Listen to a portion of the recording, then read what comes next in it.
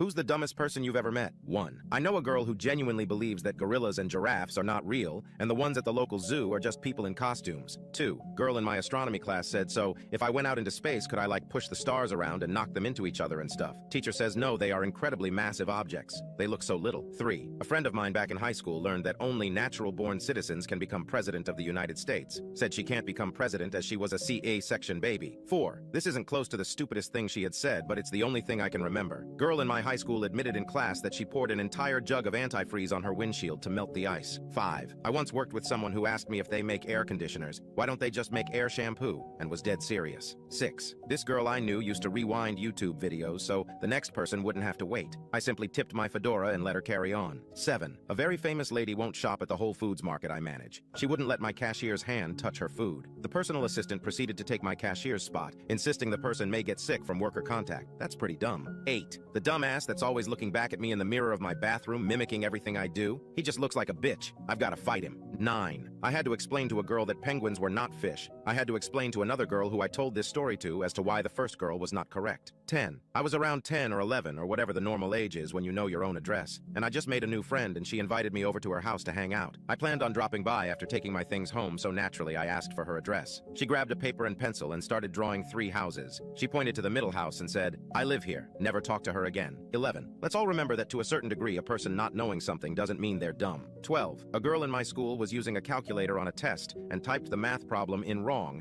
and she then proceeded to write down syntax error as an answer. 13. I once watched a girl at the gas station pump her Ford Focus full of diesel because it was the lowest price at the time.